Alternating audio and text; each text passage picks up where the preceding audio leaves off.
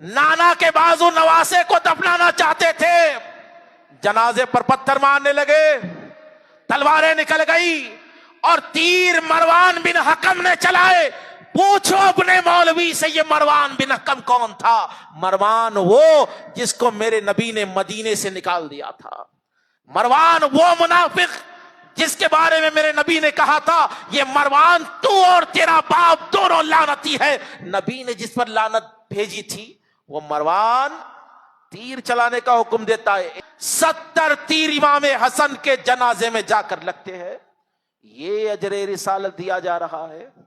آج امام حسن کا اور شہادت کا بیان اس لیے نہیں ہوتا کہ کسی کو چھپانا ہے۔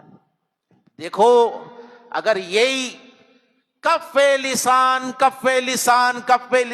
تمہاری کف لسان کی چکر میں اسلام وینٹیلیٹر پر آ رہا ہے، لوگ بدعقیدے بن رہے ہیں، اپنی اولادوں کو حقائق سے آگاہ کرو، یہ علماء کرام کا کام ہے، بتاؤ۔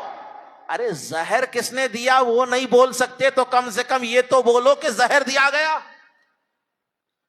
کم سے کم یہ تو بتا سکتے ہو کہ امام حسن کے ساتھ کیا ہوا، 7 بار زہر دے دیا گیا، امام حسن کی زندگی کیسی مشقتوں میں گزری یہ تو بتاؤ۔ آج تمہیں صرف صلح یاد رہی، نہیں وہ صلح کر لیے تھے، صلح کرے تھے، صلح کے بعد میں جو صلح ہوئی تھی صلح کی شرائط کیا تھی؟ صلح کی شرائط پڑھو، ایک شرط بھی پوری نہیں کی گئی۔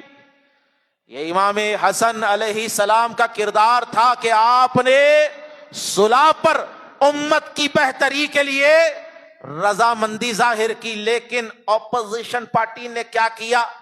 صلح نامے میں لکھا ہوا تھا کہ آپ میرے باپ علی کو گالی نہیں دیں گے، پھر ممبروں سے گالیاں دی گئی۔ صلح نامے کی شرط یہ تھی کہ آپ اگر مر جائیں تو حکومت ہمارے پاس آ جائے گی۔ تو امام حسن علیہ السلام کو پری پلان زہر دے دیا گیا، الزام آپ کی زوجہ جادہ بنت اشش پر الزام ڈال دیا گیا۔ ارے آپ کے مولانا کی بیوی مولانا سے بے وفائی نہیں کرتی تو رسول اللہ کے نواسے کی بیوی کیسے بے وفا ہو سکتی ہے؟ سوچو ذرا۔ یہ بنو امیہ کی سازشوں سے اپنی نسلوں کی حفاظت کرو، یہ بنو امیہ کی سازشوں سے۔ اور سب کے یاد ہے کیا امام حسن علیہ السلام کا اور تذکرہ نہیں کر سکتے؟